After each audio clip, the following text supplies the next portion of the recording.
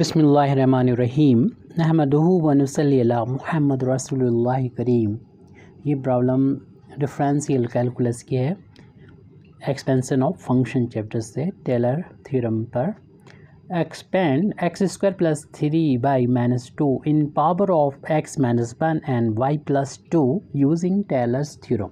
यानी हमें tailors theorem का यूज़ करते हुए इस फंक्शन का, जो कि एक्स वाई में फंक्शन है, जिसको हम एफ एक्स वाई लिखेंगे, ये क्योंकि एक्स और वाई का फंक्शन है, एक्स और वाई पे डिपेंड कर रहा है, इस फंक्शन को एक्सपेंड करना है एक्स माइनस 1 और वाई प्लस 2 में। तो सबसे पहले तो हम इस टेलर्स थ्योरम का यूज़ करेंगे। टेलर्स थ्योरम दिखा देंगे कि इन दो फैक्टर में किस तरीके से एक्सपेंड करते हैं अगर कोई हमारे पास फंक्शन होता है एफ एक्स।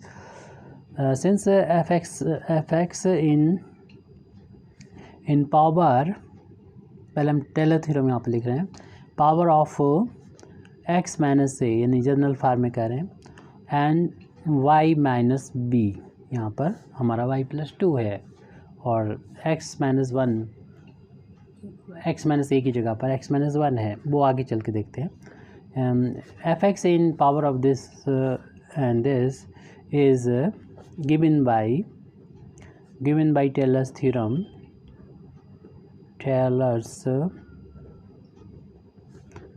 थ्योरम से ये इस तरीके से दिया जाएगा इसको, एफ एक्स वाई का एक्सपेंशन इस तरीके से हमें टेलर थ्योरम का यूज़ करते हुए करना होगा। पहले तो हम इस फंक्शन की वैल्यू ही इस पॉइंट ए कामा बी पर, यानी हमें जिसमें एक्सपेंड करना है एक्स माइनस ए और वाई माइनस बी, तो माइनस के बाद ए है और माइनस के बाद बी है, तो ए कामा बी ये पॉइंट हो गया। इस पॉइंट पर फंक्शन की वैल्यू हम लोग फाइंड कर लेंगे। उसके बाद नेक्स्ट जो टर्म होता है वो एक्स के फंक्शन के फर्स्ट डेरिवेटिव का होता है। उसमें सबसे पहले तो एक्स माइनस ए आता है और उसके बाद फंक्शन का फर्स्ट डेरिवेटिव की वैल्यू इसी पॉइंट ए कामा बी पर, और प्लस वाई माइनस बी जो हमारा दूसरा फैक्टर है, इस टर्म में हम इस फार्म में इसको एक्सपेंड करना है, और इसकी वाई के रिस्पेक्ट में इसको पार्शियल डिफरेंशिएट करेंगे, यानी एफ वाई निकालेंगे और उसकी वैल्यू इसी पॉइंट ए कामा बी पर। तो फर्स्ट ऑर्डर का हो गया।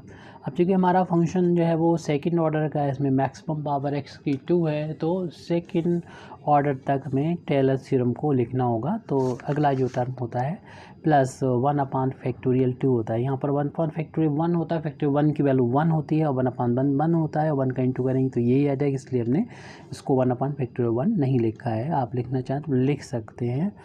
एक्स माइनस फिर आएगा, देखिए सेकंड ऑर्डर का है, फैक्टर 2 है, तो इसमें 2 पावर आएंगी, इसमें 1 पावर थी, और फंक्शन को एक्स के रिस्पेक्ट में 2 बार डिफ्रेंशिएशन किया जाएगा, लेकिन इसकी वैल्यू भी हमें इसी पॉइंट पर निकालना है। यानी हर एक की वैल्यू, कोई फंक्शन हो राइट हैंड साइड में, हमें उसकी वैल्यू ए कामा बी पर फाइंड करना होगी। प्लस जिस तरीके से हम देखते हैं ए माइनस ए प्लस बी का होल अब स्क्वायर होता है, उसी तरीके से हम देख रहे हैं यहाँ पर इसका सेकेंड ऑर्डर की ये टर्म लिखे हुए हैं, यानी 2 टाइम्स दोनों का इंटू का ट्वाइस एक्स माइनस ए और वाई माइनस बी, और यहाँ पर देखिए दोनों का इंटू है, तो आप यहाँ पर दोनों में मिक्स, यानी एफ एक्स वाई की वैल्यू निकालेंगे और ए कामा बी पर वैल्यू निकालेंगे, और फिर सेकंड का स्क्वायर, यानी ये होगा वाई माइनस बी का होल अब स्क्वायर, और एफ वाई की रिस्पेक्ट में 2 बार जो है डिफ्रेंशिएट करेंगे, और इसकी वैल्यू भी ए कामा बी पर निकालेंगे, और ये क्लोज करते प्लस एंड सॉन कर लेंगे, क्योंकि ये टेलर थ्योरम है, और इसमें बहुत सारी टर्म्स आएंगे, इनफाइनाइट टर्म्स आएंगे, लेकिन हमारे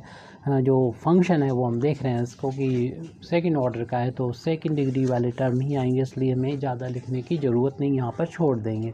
इसको हम इक्वेशन नंबर 1 डाल के यहीं पर छोड़ देते हैं, और जिन राइट हैंड साइड में जिनकी वैल्यू की हमें ज़रूरत पड़ेगी उन वैल्यू को हम फाइंड करके इस इक्वेशन में पुट कर देंगे, इक्वेशन नंबर 1 में पुट कर देंगे। सबसे पहले तो हमें जिसकी ज़रूरत है वो तो है पॉइंट, क्योंकि आप देख रहे हैं कि x माइनस ए का मतलब हमारा जो गिवन पॉइंट है वो x माइनस 1 है। इसे कंपेयर करने पर हमें पता चल रहा है कि a की वैल्यू 1 है। ऐसे ही हमारा x माइनस y माइनस जो v है वो क्वेश्चन का y प्लस का 2 है, और इसको हम इस तरीके से भी लिख सकते हैं y माइनस माइनस का 2, क्योंकि ब्रैकेट को ओपन करेंगे माइनस माइनस प्लस हो जाएगा। तो इसकी कंपेयर जब इससे करेंगे तो देख रहे हैं माइनस के बाद b है, और यहाँ बाद इसके बाद -2 है, दिस इम्प्लाइज v की वैल्यू यहाँ पर -2 हो गई। तो पॉइंट हमको a, b मिल गया है, यानी a की वैल्यू 1 रखना है, b की वैल्यू वैल्यू -2 रखना है।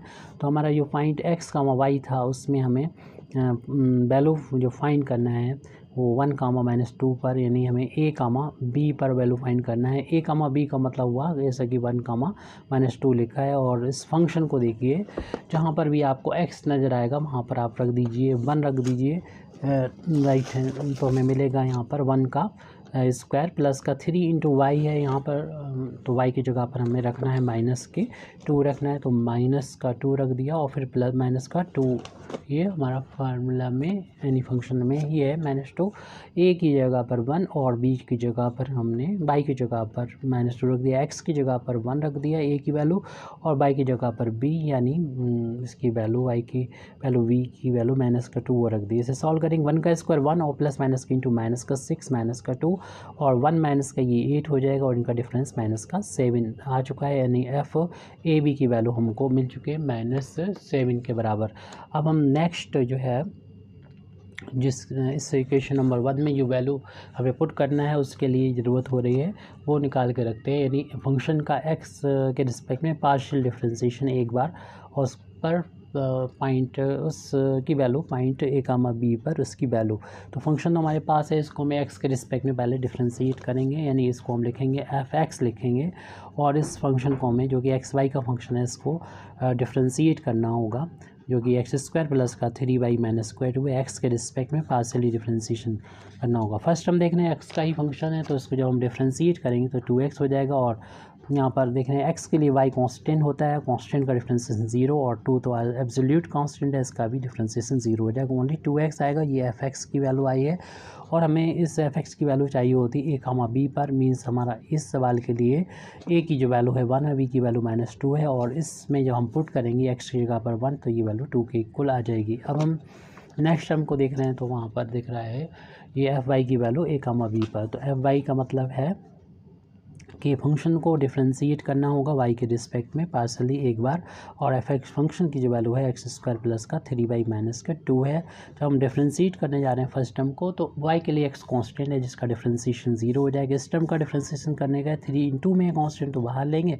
और y का y के रिस्पेक्ट में डिफरेंशिएशन 1 के इक्वल रख देंगे, और एब्सोल्यूट कांस्टेंट का डिफरेंशिएशन y के रिस्पेक्ट में 0 के इक्वल आ चुका है। सिर्फ यहाँ पर देख रहे हैं कि ये वैल्यू जो आई है वो ओनली 3 के इक्वल आई है, तो हम यहाँ पर fy की वैल्यू को 3 लिख देंगे, लेकिन ये वैल्यू हमको फाइंड करना है a, b पर। a का मतलब यहाँ पर हमें वैल्यू जो पुट करनी है 1 और b की वैल्यू -2, लेकिन यहाँ पर कोई फ़र्क नहीं पड़ेगा क्योंकि ये एब्सोल्यूट कांस्टेंट है, यहाँ पर x और y नहीं है कि वैल्यू चेंज हो, इसलिए इतना ही रहेगा।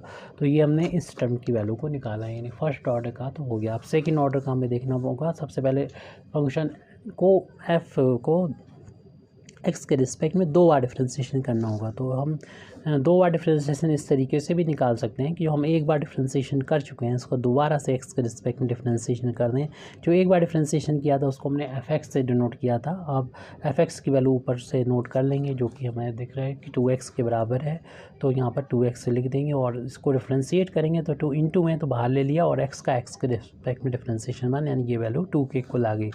लेकिन इस वैल्यू को भी अभी फाइंड करना है, a, b पर फाइंड करना है, तो a, b का मतलब है 1, -2, और चूँकि ये राइट हैंड साइड में कांस्टेंट है, यानी फंक्शन की वैल्यू कांस्टेंट है, तो कोई फ़र्क नहीं पड़ेगा। f(x) की वैल्यू 2 के बराबर है, तो इसलिए एब्सोल्यूट कांस्टेंट होने की वजह से इसमें x y नहीं आ रहे हैं कि हम वैल्यू x की 1 और y की -2 रखें तो चेंज आए, कोई चेंज नहीं आएगा, इतनी ही वैल्यू रहेगी।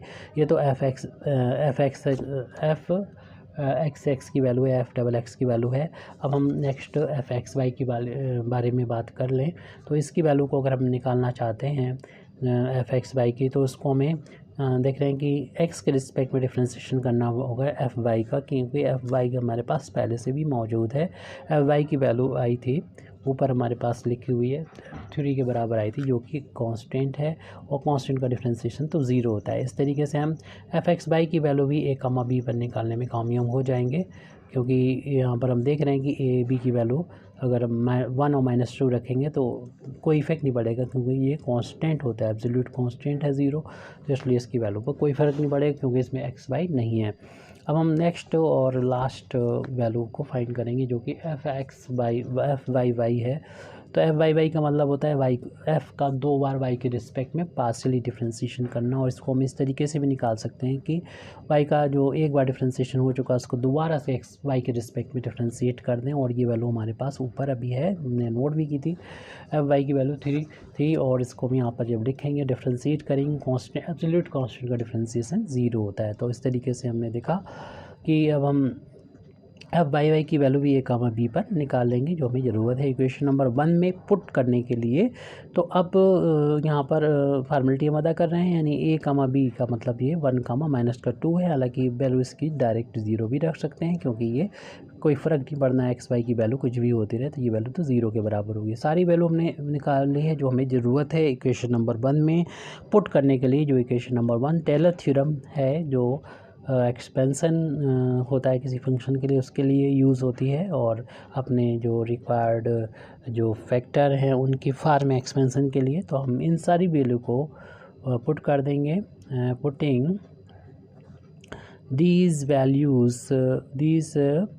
values in इक्वेशन नंबर 1 में ये वैल्यू पुट करेंगे। तो लेफ्ट हैंड साइड में तो ये एफ एक्स वाई है, जो कि फंक्शन की वैल्यू गिवन थी, जिसका हमें एक्सपेंशन करना था रिक्वायर्ड टर्म्स में। वो है फंक्शन एक्स स्क्वायर प्लस का 3/-2, उसको तो हमने एज इट नोट कर लिया। उसके बाद में अगला टर्म है एफ ए बी, जिसकी वैल्यू हमने फाइंड की थी। एफ ए बी की वैल्यू -7 आई थी, उस -7 को यहाँ पर हम नोट कर दे रहे हैं, यानी हम -7 को यहाँ पर लिख दे रहे हैं। फिर उसके बाद जो है नेक्स्ट जो टर्म है वो यहाँ पर हमारा ये ब्रैकेट में x माइनस ए है, और a की वैल्यू हम 1 यहाँ पर निकाल ही चुके हैं, फाइंड कर चुके हैं। a की जगह पर 1 रख देंगे।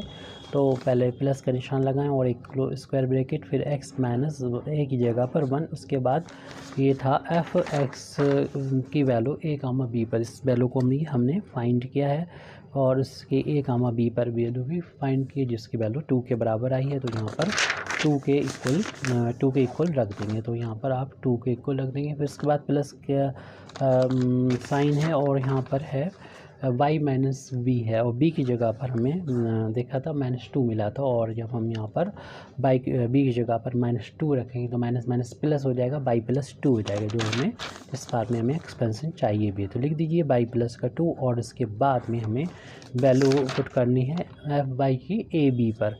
एफ वाई की ए बी की वैल्यू जो है वो 3 के इक्वल आई थी। इस वैल्यू को भी यहाँ पर हम पुट कर दे रहे हैं, रख दे रहे हैं। उसके बाद नेक्स्ट टर्म है यहाँ पर प्लस का 1/2 है, फिर ब्रैकेट है x माइनस ए का होल ऑफ स्क्वायर है। ए की जगह पर हमने 1 फाइंड किया था, तो हमने रख भी दिए की वैल्यू 1, क्योंकि हमने इस में वैल्यू इक्वेशन नंबर 1 में ये रखी है वैल्यू। अब सेकंड डेरिवेटिव की वैल्यू भी a कामा b पे वो यहाँ पर इनटू में रखना है, तो हमने ये वैल्यू निकाल के रखी थी कि एफ फंक्शन की एक्स के रिस्पेक्ट में सेकंड डेरिवेटिव की वैल्यू a कामा b पर 2 के बराबर आई थी। तो इस वैल्यू को यहाँ पर मल्टीप्लाई में हम कर देते हैं, 2 में 2 रख देते हैं, और फिर प्लस का साइन है उसको लगा दें, और 2 टाइम्स है x माइनस ए की वैल्यू 1, और y माइनस बी की वैल्यू -2 है, तो प्लस का हो जाएगा 2। और फिर उसके बाद एफ एक्स वाई की वैल्यू a कामा b पर हमें एफ एक्स वाई की वैल्यू a कामा b पर ये वैल्यू पुट करना है। ये हमने टर्म लिख लिया है, और इसकी वैल्यू रखनी है। ये वैल्यू हम लोगों ने फाइंड की थी, तो ये वैल्यू 0 के इक्वल आई थी। तो इस टर्म की वैल्यू 0 के इक्वल आई थी, तो यहाँ पर हमने 0 के बराबर पुट कर दिया है। नेक्स्ट टर्म भी हम यहाँ पर लिख देते हैं, जो कि है y माइनस बी, और b की वैल्यू -2 है, तो माइनस माइनस प्लस का हो जाएगा 2, उसका whole of square.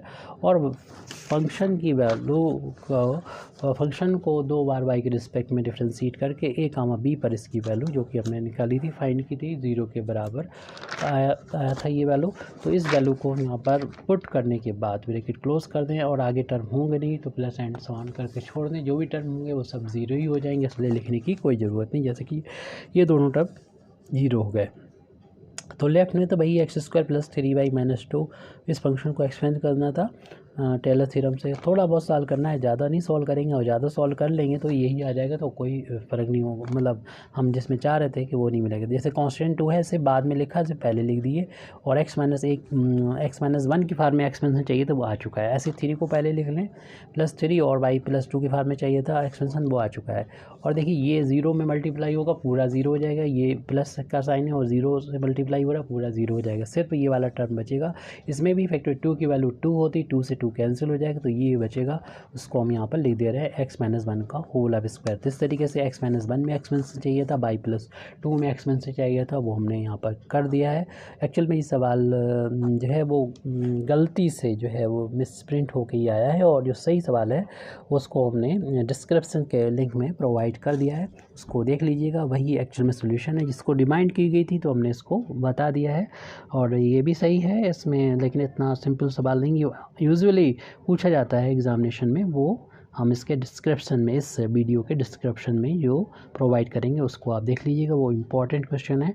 Thank you very much Indeed for listening me. व आखिर दावाना अल्हम्दुलिल्लाहि रब्बिल आलमीन।